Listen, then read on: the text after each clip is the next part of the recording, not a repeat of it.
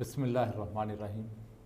जब हम मुताला इस्लाम करते हैं या अपने अकाबरीन की ज़िंदगी को पढ़ते हैं तो उनकी ज़िंदगी में एक चीज़ जो उनको नुमायाँ करती है और मुआशरे में उनको मुमताज़ करती है वो उनकी ज़िंदगी में अदब होता है। इल्म का अदब है, बड़ों का अदब है, लोगों के साथ जो मामलात हैं उनमें आदाब हैं। आज बदकिस्मती से हमारा अलमिया ये है, हमारी ज़िंदगियां अदब से दूर हो गई हैं। औलाद वालिदैन का अदब ही नहीं जानती, शागिर्द उस्ताद का अदब करने के लिए तैयार नहीं, छोटे बड़ों का अदब नहीं करते। क्यों? अदब हमारी ज़िंदगियों से निकलता जा रहा है। अदब इंसान को ज़मीन से उठाकर आसमान की बुलंदियों पर ले जाता है। बाद लम्हात में जब इंसान अदब को मलहूज़ रखता है तो छोटे से अमल पर अदब के ज़रिए जो उसको सिला मिलता है, इनाम मिलता है, वो उसके ज़िंदगी भर के गुनाहों का बाद औक़ात कफ़ारा बन जाता है, बख्शिश का ज़रिया बन जाता है। इसके लिए अगर एक खूबसूरत मिसाल से हम समझना चाहें, हज़रत इमाम रब्बानी मुजद्दिद अल-अफ़सानी रहमतुल्लाह ताला अलैह, आप जब मकतूबात शरीफ लिख रहे थे, लोगों के लिए अल्लाह रसूल की बातों को जमा कर रहे थे, तो इस दौरान मकतूबात शरीफ लिखते हुए, पुराना दौर था, कलम और दवात के ज़रिए लिखते थे, तो कलम वो थोड़ी देर के लिए चलता चलता रुक गया। तो हज़रत मुजद्दिद अल-अफ़सानी रहमतुल्लाह ताला अलैह, आपने उस कलम की जो निब थी उसको साफ़ करने के लिए अपने हाथ पर यूँ लगाया, अंगूठे पर लगाया, और वो स्याही आपके अंगूठे पर लग गई। अपने काम में मगन हो गए। थोड़ा वक्त गुज़रा, वाशरूम जाने की हाजत महसूस हुई। जब वाशरूम में तशरीफ़ ले जाते हैं तो हाथ धोने लगे तो देखा तो उनके हाथ पर वो स्याही लगी है। उसी लम्हे मन में ख्याल आया कि ये तो वो स्याही है जिससे अल्लाह रसूल का नाम लिख रहा हूँ, अल्लाह रसूल की बातें लिख रहा हूँ। ये स्याही इस वाशरूम में गिरे। वहाँ आपने हाथ नहीं धोए, बाहर तशरीफ़ ले आए और साफ़ जगह आकर हाथों को धोया, उस स्याही का अदब किया जिससे अल्लाह रसूल की बातें लिख रहे थे सल्लल्लाहु अलैहि वसल्लम। तो जब साफ़ जगह पे हाथ धोए, उस स्याही का अदब किया, तो उनके दिल में अल्लाह ताला ने इल्का किया, ए मुजद्दिद अल-अफ़सानी, हमारी निस्बत का हया और अदब करने वाले, और जिस स्याही से अल्लाह रसूल की बातों को नकल कर रहे थे, उस स्याही का हया करने वाले, हमने आप पर दोज़ख की आग हराम कर दी। देखिए, अगर स्याही का अदब किया जाए तो अल्लाह ताला कितना बड़ा इनाम और सिला अता करता है। आज हमारी नौजवान नस्लों के जहन से वालिदैन का अदब कम क्यों होता जा रहा है?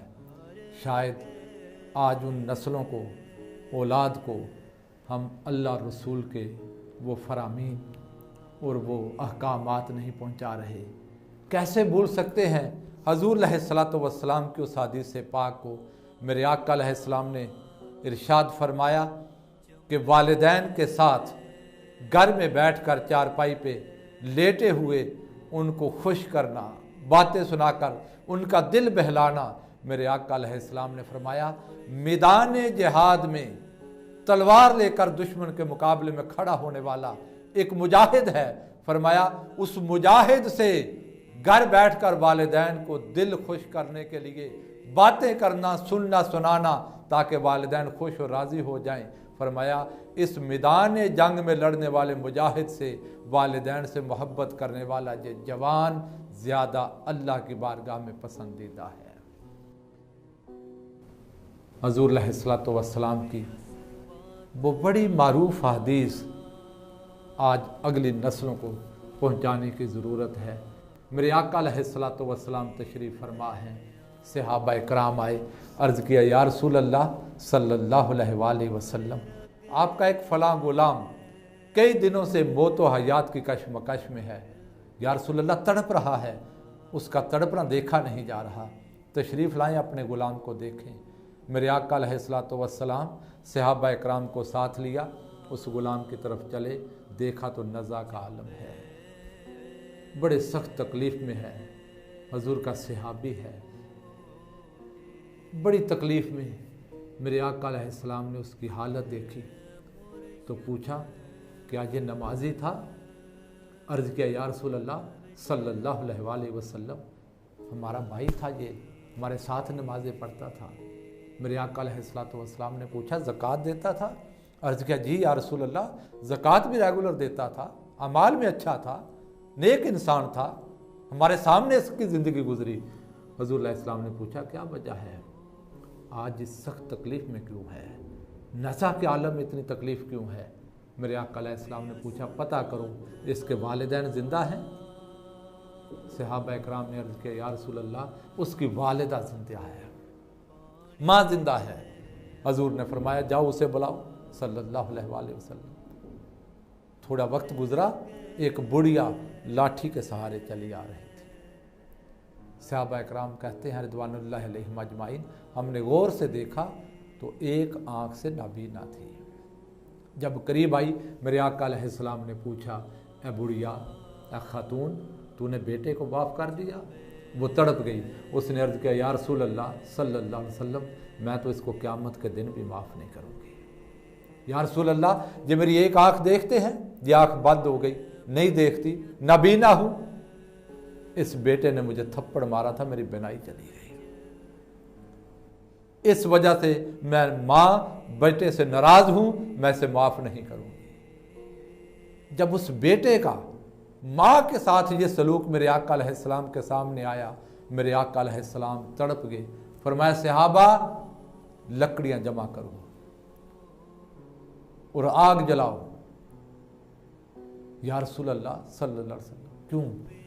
कहा, जिस पर माँ राज़ी नहीं उस पर अल्लाह और उसका रसूल भी राज़ी नहीं, उस पर मैं मोहम्मद भी राज़ी नहीं सल्लल्लाहु अलैहि वसल्लम। लकड़ियाँ जमा करो और माँ की गुस्ताखी की वजह से इसे जला दिया जाए। आखिर माँ थी, जब सहाबा इकराम दौड़े लकड़ियाँ जमा करने के लिए, आग जलाने के लिए, ममता तड़प गई, अर्ज़ किया, या रसूल अल्लाह सल्लल्लाहु अलैहि वसल्लम, आखिर बेटा है, मैं इसका आग में जलना तो गवारा नहीं कर सकती, इसने जो सलूक किया, माँ हूँ, माफ़ करती हूँ। इधर माँ ने कहा, कद अफूती कद अफूती अफूती, मैंने माफ़ किया, मैंने माफ़ किया, मैंने माफ़ किया। सहाबा इकराम कहते हैं रिदवानुल्लाहि अलैहिम अजमाइन, हमारे सामने वो कई दिन नज़ा के आलम में था, हम कलमा पढ़ाते थे, उसकी ज़बान पर कलमा नहीं चलता था, ज़बान रुक जाती थी, वो मौत की तमन्ना करता था, मौत उसे कबूल नहीं कर रही थी। जब माँ ने कहा ना मैंने माफ़ किया, बाखुदा इन ताला का लिसान हूँ, उस शख्स की ज़बान चल पड़ी और उसकी ज़बान पर अल्लाह रसूल का नाम आया, उसने कलमा पढ़ा, ला इलाहा इल्लल्लाह मुहम्मदुर रसूलुल्लाह। इधर कलमा पढ़ा, उधर उसकी रूह परवाज कर गई। तो जब तक माँ नाराज थी, वो तड़प रहा था, मरना चाहता था, मगर मौत उसे कबूल नहीं कर रही थी।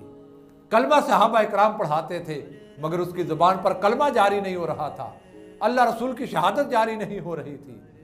माँ के साथ ये बेअदबी और गुस्ताखी, जब वालिदैन के साथ जब औलाद कोई ऐसी बेअदबी कर दे, अल्लाह रसूल नाराज़ हो जाते हैं।